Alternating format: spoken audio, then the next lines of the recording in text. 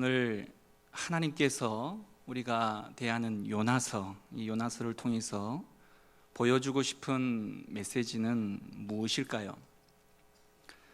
흔히들 요나서 하면 물고기 뱃속에 들어갔다가 나온 기적의 사건 정도로 기억을 합니다.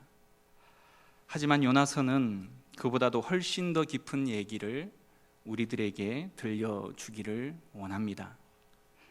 물고기 뱃속에서 3일째 갇혀 있는 요나가 이렇게 기도를 하죠. 요나서 2장 9절 말씀에 구원은 여호와께 속하였나이다. 다시 말해서 구원의 문제는 그저 하나님이 결정하시는 문제이자 모든 생명의 주인이 하나님이심을 분명하게 신앙 고백한 것입니다. 하지만 회개하는 니느웨 백성들을 하나님께서 살려주시자 하나님의 구원의 방식과 그 원리가 자신의 생각에 맞지 않는다며 따지던 사람도 요나입니다. 열왕기하 기록을 참고해 보면 오늘 등장하는 이 요나는 당시 여로보암 왕 치세에 다윗의 전성기와 같이 전쟁을 통해서 국토가 확장될 것을 예고했던 사람입니다. 뿐만 아니라 그 예언대로 조국이 번창하는 것을 직접 보면서 선지자로서 큰 만족을 누렸던 사람입니다. 그러던 어느 날 하나님께서 지금까지와는 전혀 다른 말씀으로 요나에게 임하셨던 것입니다. 오늘 우리가 읽었던 요나서 1장 2절 말씀에 너는 일어나 저 큰 성읍 니느웨로 가서 그것을 향하여 외치라. 그 악독이 내 앞에 상달되었음이니라 하시니라. 이 명령은 세 가지 동사로 요약을 할 수 있을 것입니다. 일어나라, 그리고 가라, 그리고 외치라. 지금 일어나 아수르의 수도 니느웨로 가서 40일 이후에 이 성이 멸망할 것이라 라고 외치라는 것입니다. 니느웨를 수도로 한 아수르에 대해서 이사야서를 참고해 보면 하나님께서 이스라엘을 비롯한 많은 민족을 징계하실 때에 바로 아수르를 자신의 막대기요 분노로 사용하셨습니다.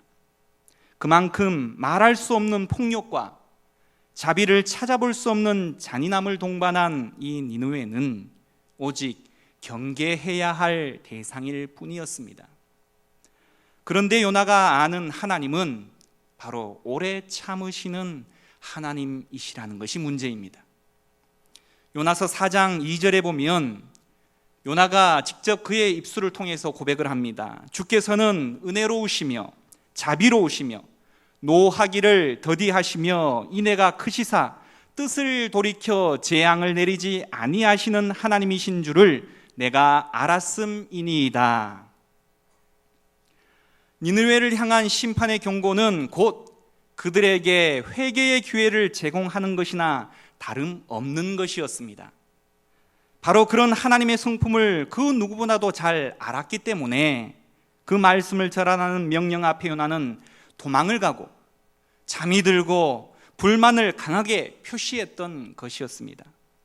인간은 하나님께서 자신에 대해서 오래 참으시는 것은 너무나도 반기고 좋을 일이지만 내 원수를 향해서까지 오래 참으시는 것은 대단히 기분 나쁜 것이죠.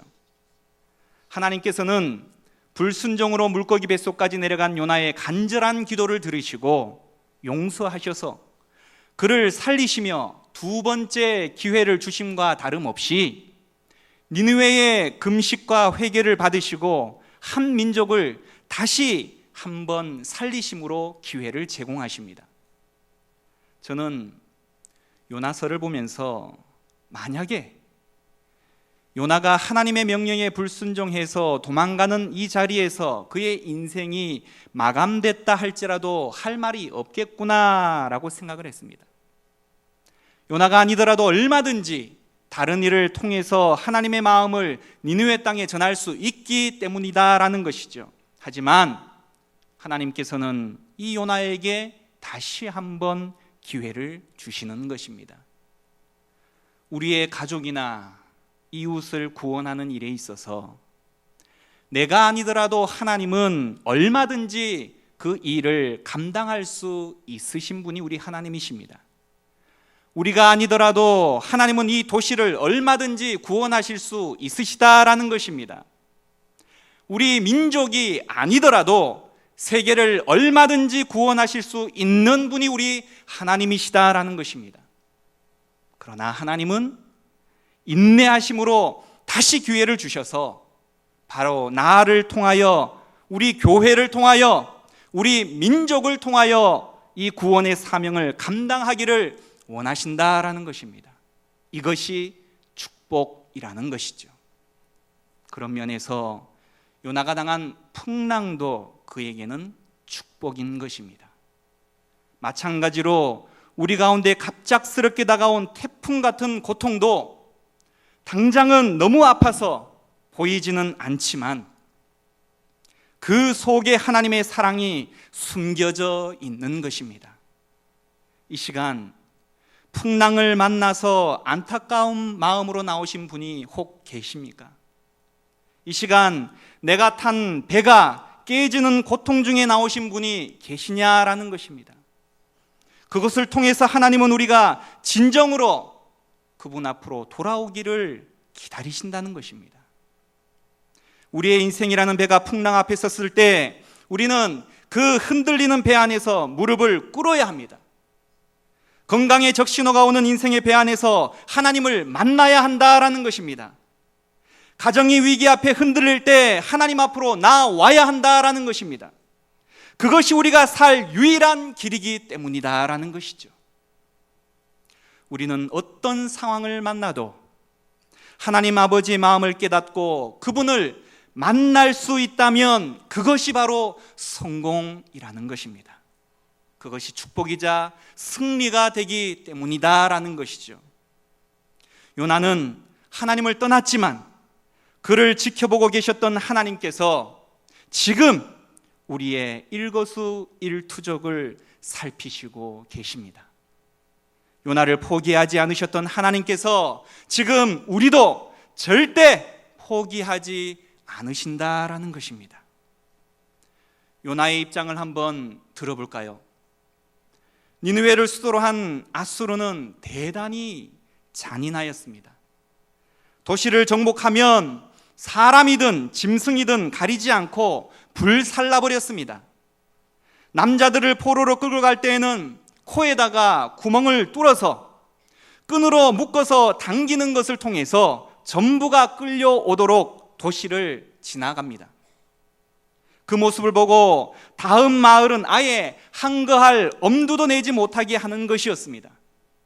그러다가 그 가운데 혹 반항자가 있으면 사막의 뜨거운 모래바닥에 묻어서 콧구멍만 밖으로 내밀게 하고 햇볕에 말려 죽였습니다. 그래서 아수르 군대가 쳐들어온다라고 하면 아예 자살하는 젊은이들이 많았다라고 합니다. 요나는 이런 소문을 익히 들었고 또한 보았습니다. 소위 아수르 아자만 들어도 악! 하고 괴성을 지를 판이었습니다. 이런 잔인한 민족은 망해도 싸다, 반드시 망해야 한다라고 생각했을 것입니다. 그런데 하나님께서는 요나에게 그 끔찍한 니느웨 성을 향하여 구원의 기회를 제공하라라는 것입니다. 많이 좋아지기는 했지만 여전히 우리에게도 나쁜 감정을 지우기 어려운 가깝고도 먼 나라가 있죠. 어떤 종목의 경기를 해도 이 나라와 붙으면 온 국민이 TV 앞에 몰려들어서 응원을 했고 선수들은 무조건 이겨야 했습니다. 태풍이 한반도를 향해서 돌진해 오다가 이 나라 쪽으로 방향을 선회했다라고 하면 말은 않지만 괜히 입이 찢어질 때가 있습니다. 어떤 집사님은 태풍이 지날 때 목사님, 우리나라 교회가 연합해서 기도해야 합니다. 뭐라고 기도할까요? 못된 놈들, 이 태풍 덕에 물에 폭삭 잠기도록 기도해야 합니다. 이렇게 말하는 분도 있습니다. 이 같은 감정이 요나가 바로 니느웨에 대한 감정이었습니다. 그런데 하나님은 그런 징글징글한 니느웨를 아끼신다는 것입니다. 그것이 바로 아버지의 마음이라는 것입니다. 여러분의 가슴에 도무지 용서가 안 되는 누군가가 있습니까? 저 인간은 절대로 구원받아서는 안 된다라고 생각되는 사람이 있습니까? 저 사람은 지옥 제일 밑바닥에 예약된 이라고 느끼는 사람이 있느냐라는 것입니다. 기억하십시오. 하나님은 그들도 아끼십니다. 내가 구원받은 것도 아버지의 사랑 때문이었던 것처럼 그들도 사랑하신다라는 것입니다. 더구나 우리가 품고 기도하는 가족, 전도 대상자들을 하나님께서 얼마나 기다리고 아끼실까요? 이제 하나님께 혼쭐이 난 요나가 니느웨로 가서 하나님의 말씀을 전하기 시작합니다. 하지만 걸어만 가도 사흘은 걸어야 하는 큰 성읍이었는데 요나는 하루 동안만 설렁설렁 다니며 외쳤습니다. 전혀 성실한 모습이 아니었다는 것이죠. 물고기 뱃속에서 회개는 했지만, 그래서 다시 살기는 했지만 직접 니느웨 성 사람들을 보기 배알이 꼬여서 그들에게 구원의 기회를 제공하기가 싫더라라는 것입니다. 화장실 들어갈 때와 나올 때가 다른 것이 바로 사람의 마음이라는 것이죠.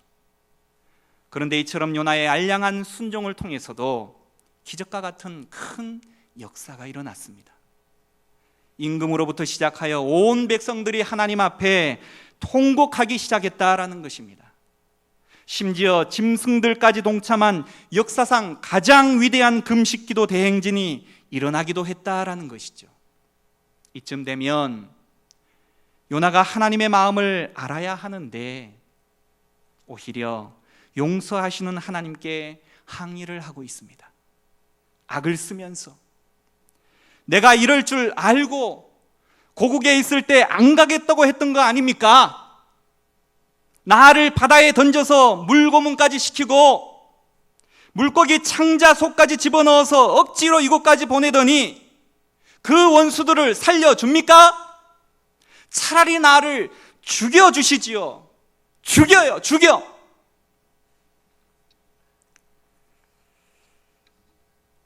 하나님의 가슴 아리를 가르쳐주고 싶었던 선지자가 또 한 사람이 있죠. 바로 호세아 선지자입니다. 그는 창녀를 아내로 맞이합니다. 그것을 받아들이기까지 얼마나 큰 고통이었을까요? 이 남자 품에서 저 남자 품으로, 결혼한 다음 날 다시 옛 남자 품으로 도망을 간 여인이었습니다. 그 여자를 다시 품에 안고 잠자리에 들어야 했던, 그리고 도망가서 잿더미에 앉아있던 아내를 값주고 다시 사와야 했던, 그랬더니 이제는 담을 넘어서 다시 도망가는 그 여인을 또 찾아서 터덜터덜 나서는 호세아 선지자. 하나님, 내가 왜 이런 꼴을 보고 살아야 됩니까? 하나님의 선지자가 창녀를 안고 사는 모습을 보고 세상 사람들이 도대체 뭐라고 하겠습니까? 그때 하나님의 음성이 호세아에게 들려오죠. 호세아야, 너의 마음이 바로 나의 마음이다. 내가 사랑해야 될 백성들이 네 아내처럼 부정한 행동을 하고 죄와 함께 뒹굴고 있구나. 이들을 천국에서 영원히 살아야 될 내 백성으로 끌어안고 사는 내 마음을 이제야 이해하겠느냐? 그랬군요, 하나님. 내가 바로 고멜이었군요. 내가 바로 그 창녀였군요. 눈물로 아내를 사랑하고 용납하는 호세아의 모습을 우리는 보게 됩니다. 이 엄청난 사건을 통해서 하나님은 아버지의 고통과 눈물, 가슴앓이를 보여주고 싶은 것이었습니다. 내 곁에 소중한 사람들이 모두가 구원받는 그날까지 이 슬픔, 이 아픔은 계속될 수밖에 없다는 것입니다. 잃어버린 영혼을 찾는 것은 소풍 가서 보물찾기 하듯 요행이 얻어지는 것이 아니라는 것입니다. 가슴앓이 없이 내 가족, 내 이웃을 구원할 수 없다는 것입니다. 그래서 이 가슴앓이는 참 소중한 아픔이 된다라는 것입니다. 오늘 본문의 핵심이 바로 이것입니다. 네가 그토록 싫어하는 니느웨를 향한 하나님 아버지 가슴앓이를 보라는 것입니다. 네가 살고 있는 이 도시, 이 나라, 나아가 열방의 구원을 위한 아픔을 함께 나누자는 것입니다. 묻습니다. 하나님의 가슴앓이가 여러분 가슴에도 있습니까? 하나님의 눈물이 여러분 가슴에도 있냐라는 것입니다. 요나서를 읽다 보면 한 번도 요나가 기뻐했다라는 말이 나오질 않습니다.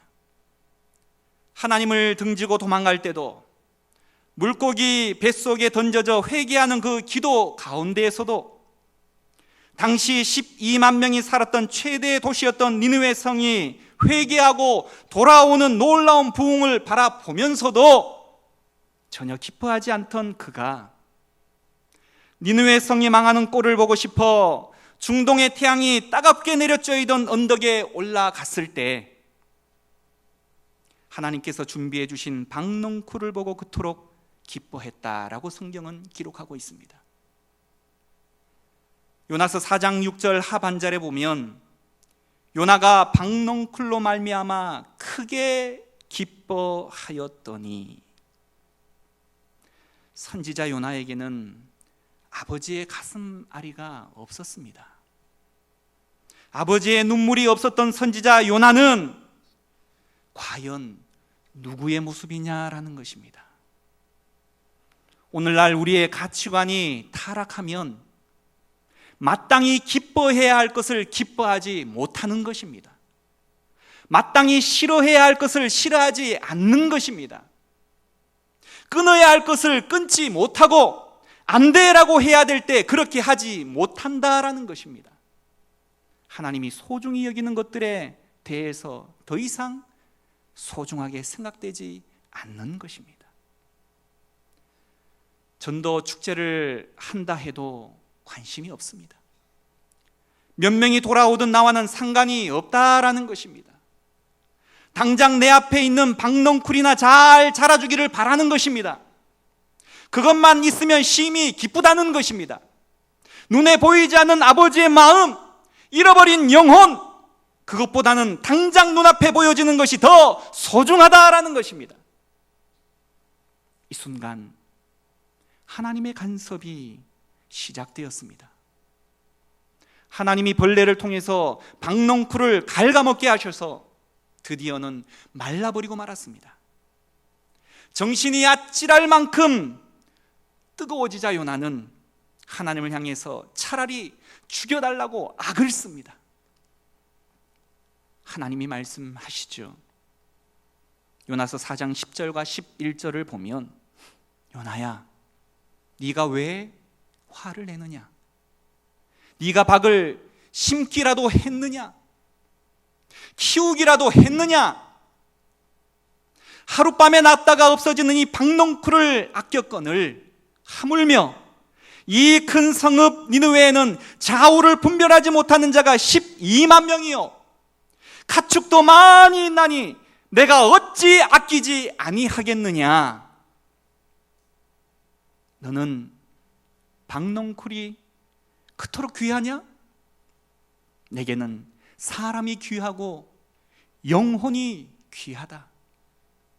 너는 네 삶의 환경이 그토록 귀하냐? 내게는 이 도시의 뭇 영혼들이 귀하다. 너를 찢을 수 없어서 나의 외아들을 찢었고, 너를 저주할 수 없어서 나의 외아들을 저주했다. 요나가 하나님을 피해서 도망하려 내려갔던 욥바 항구로부터 불과 수십 킬로미터 떨어진 곳에 작은 언덕이 하나 있습니다. 그곳에는 니느웨 12만 명과는 비교도 안 되는 모든 인류, 그들의 죄를 용서하기로 작정하신 겟셋만의 동산입니다. 그곳에는 요나의 하룻길을 수고하는 비교도 안 되는 십자가의 죽음의 명령을 받으신 예수님이 계십니다. 그분은 니느웨보다 더 악한 대상을 위해서 요나보다 더 큰 고난의 십자가를 감당하도록 명령을 받으셨습니다. 오직 사람의 연약하심을 입어서 죽음에 복종하시고 하나님의 능력으로 죽음을 취하여 인생들에게 생명과 승리를 가져다 주셨습니다. 요나서를 처음 읽을 때 불순종의 대명사인 요나가 보였고, 다시 읽을 때는 요나의 한마디에도 엎드려 회개한 니느웨 백성들이 보였습니다. 그러다 읽으면 읽을수록 분명해지는 것은 요나서의 실제 주인공은 하나님이셨다라는 것입니다. 그러하기에 요나서는 내 아버지의 죄인을 향한 사랑의 노래였다라는 것입니다. 부르시는 하나님, 사망 중의 물고기를 예비하신 하나님, 온 성이 엎드린 니느웨에게 자비를 베푸시는 하나님, 박넝쿨과 벌레와 뜨거운 바람을 통해서 끊임없이 요나와 대화하기를 원하셨던 그 하나님, 바로 내 아버지의 사랑의 노래가 여러분들도 들리시냐라는 것입니다. 그 놀라운 내 아버지의 사랑 노래를 머리가 아닌 가슴으로 듣고 삶으로 응답하는 은혜와 축복이 이 밤 우리 모두에게 임하기를 진심으로 부탁드립니다. 성도 여러분, 오늘 이 요나서가 주는 교훈이 무엇입니까? 하나님이 포기한 적이 없는 니느웨를 우리가 결코 포기할 수 없다는 것입니다. 우리 각자에게 니느웨 성의 백성들은 누구입니까? 준비된 영상을 잠시 보시고 함께 기도하기를 원합니다.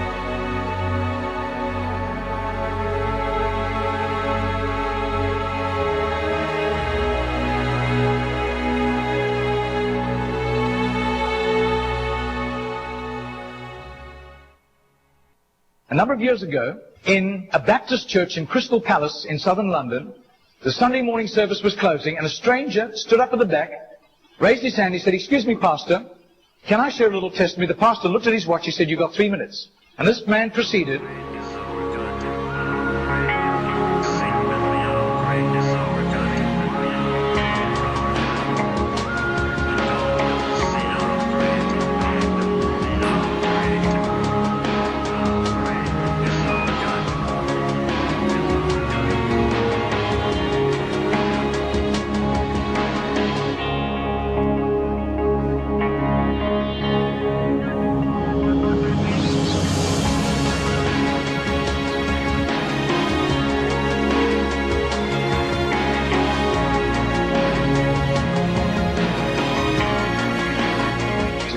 Now this London preacher flew back to the UK and was speaking at the Keswick Convention in the Lake District. And he threw in these 3 testimonies. At the close of his teaching session, 4 elderly pastors came up and said, we got saved between 25 and 35 years ago, respectively, through that little man on George Street giving us a tract and asking us that question. He then flew the following week to a similar Keswick Convention in the Caribbean, to missionaries. And he shared the testimonies. At the close of his teaching session, 3 missionaries came up and said, we got saved between 15 and 25 years ago, respectively, through that little man's testimony and asking us that same question on George Street in Sydney. Coming back to London, he stopped outside Atlanta, Georgia, to speak at a Naval Chaplains Convention.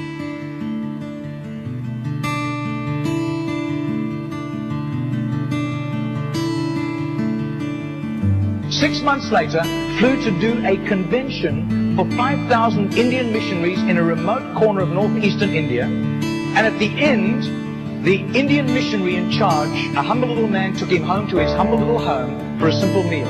And he said, how did you, as a Hindu, come to Christ?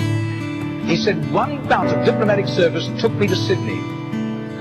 And I was doing some last-minute shopping laden with parcels of toys and clothing for my children, walking down George Street. And this courteous little white-haired man stepped down in front of me, offered me a pamphlet, and said, excuse me, sir, are you saved? If you die tonight, are you going to heaven? The splendor of the King, clothed in majesty. I do. His name is Mr. Genord, but I don't think he does it anymore. He's too frail and elderly. Joys, he wraps himself in light, and darkness tries to hide, and trembles at his voice, trembles at his voice. How great is our God? Sing with me, how great is our God? And all will see how great is our God. Margarita did a little count. That's 146,100 people. That simple little nobody except a little group of Baptists in southern Sydney knew about Mr. Genor. But I'll tell you, his name was famous in heaven.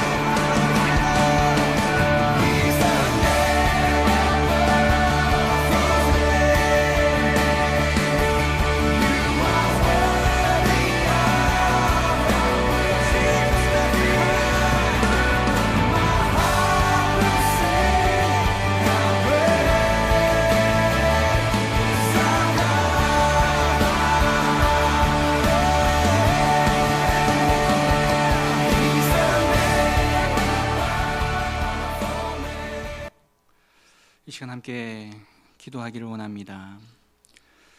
우리 인생의 진정한 목적과 목표가 무엇입니까? 하나님의 영광을 위한 삶이라고 말하는 우리의 진실된 삶의 증거는 무엇입니까? 풀지 못한 실타래와 같은 거대한 담과 같은 전도 대상자는 누구입니까? 이 시간 우리 인생의 목적과 목표를 새롭게 하고 여전히 죄의 자리에 앉은 자들을 향한 가슴앓이, 그 기도를 포기하지 않기를 원합니다. 이 시간 그들을 두고 함께 기도하겠습니다. 하나님 아버지 감사합니다.